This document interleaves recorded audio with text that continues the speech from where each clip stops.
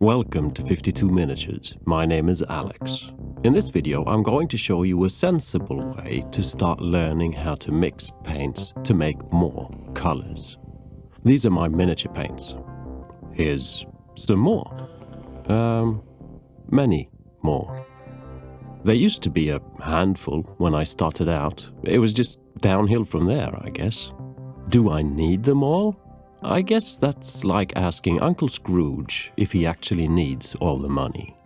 Many will say that you only need a few paints to make all the colors. It's true. Others will say, I'd rather buy the exact color I need for when I need it again. That's sensible.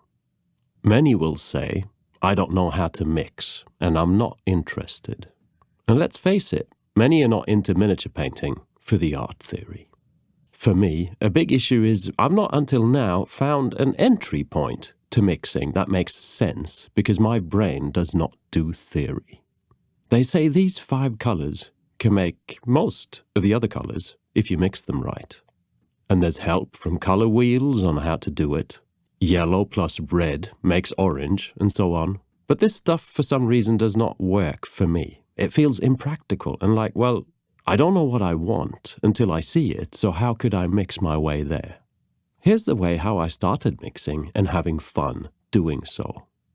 This part of my paint collection has always fascinated me, Caucasian skin tones. I mean, look at this. It's like 50 Shades of Grey. Nothing wrong with that if you're into that kind of thing. But at some point I thought, I like my different colors, but so many shades of skin? Did even Frank Frazetta have that many skin tones? There must be another way. And there is. So while learning to mix my own skin tones, I realized this is the first time I felt like I actually enjoyed mixing paints. And it strangely made sense without being, well, theory. I'll show you what I mean, a quick presentation, and then discuss why I think this works.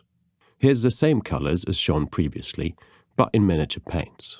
I just picked them out from, well, all my paints. I was looking for the most sort of vibrant and neutral of colors. A yellow, a blue, and a red, plus a black and a white. For mixing paints, I'd strongly recommend a wet palette, so you don't have to mix new mixes all the time while painting. So we're looking for skin tones. First is red and white.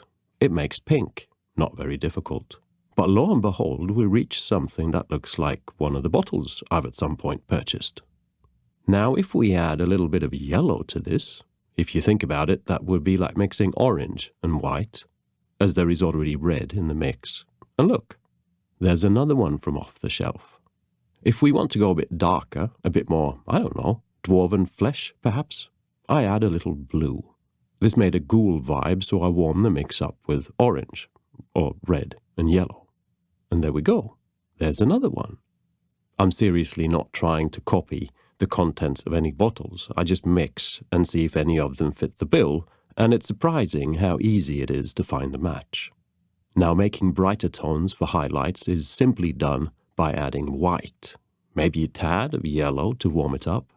I find this is a nice way to work, mixing up a mid-tone, a dark tone, and some bright tones for highlights. On my way up the brightness ladder, I found another 2 bottles of paint on the way. Now let's try to make a warmer one, something a bit more orange. I simply add more yellow than I did in the first mix, and then make brighter versions by adding white. Almost in pale sand territory here, but lo and behold, on the way, I found another bottle of paint. If we want to go a lot darker and maybe a bit more desaturated, we can add black to the mix. Together with a bit more blue, we get a lovely darker tone that can be brightened with a white. Adding a bit more white, and I found yet another bottle of paint waiting for me. I think I made my point. I'll do another dark example, but as you can see, there's a lot of skin tones to be found when looking for them. But what about darker skin tones? A good way to make a brown is by mixing green and red. And to make a green, I mix yellow and blue. Oh look, there's a free orc skin tone as a bonus. The brown can then be lightened with white, warmed up with red and yellow, or darkened with black, and so on. For something more unliving or vampiric, I can start as I did in the very first example, by exaggerating the amount of blue, making a sort of cold, pale skin tone with an exaggerated blue shadow color.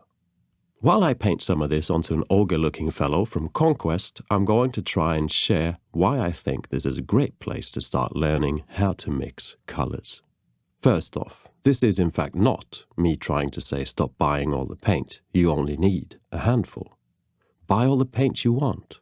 But if you want to learn to mix, I just found this a sensible setting.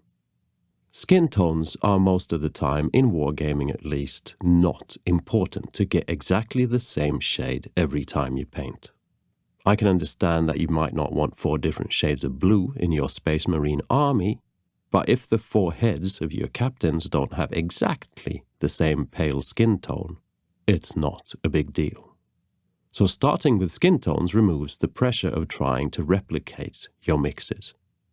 We have a mental image of what skin tones should look like. Finding just the right green for a wood elf, and you might only know what you want when you see the pot of paint in front of you. But imagining the elf's pale skin is not so difficult. My brain might say, it needs to be paler, so I add white. Or not too yellow, more towards the pink would be better, so I add red. The system is in a way logical, with red sort of in the middle. Make it warmer with yellow, and make it cooler with blue, for both Caucasian and darker skin tones. And because you're mixing your own, you can have a cooler shadow tone, or a more red shadow tone, but warmer highlights, or whatever you fancy. I start to think in terms like warmer and cooler, brighter and darker, muted or vibrant. And because I've mixed some skin tones, I now see what to add to make warmer or cooler, brighter or darker, muted or vibrant, even to other pre-existing paints. While you're doing the mixing, you'll start to see where a myriad of colors might come from. You might accidentally make a nice green or a great red leather brown. Because you've seen how it's made, it might make you realize that the next time you want a great leather brown, all you need is that other bottle of brown you already got, just add a bit of red to it. And your painting won't be slowed down by imagining you have to go out and buy a new paint just to paint the leather gloves. In my case at least, I see the potential of having those 3 base colors on my palette. I can mix a dark brown glaze to tint the shadows. The colors are there right in front of me, so why not? Some red for the scars on the arm, a wonderful dark, cool red to define the muscles even more, or why not a thin orange to warm up the skin a little? I might even start doing some weird blue, ghoulish skin tone just because I mixed some paints and they looked cool, and I would never have thought of painting my mini like this, but now that I see it in front of me, it kind of makes sense.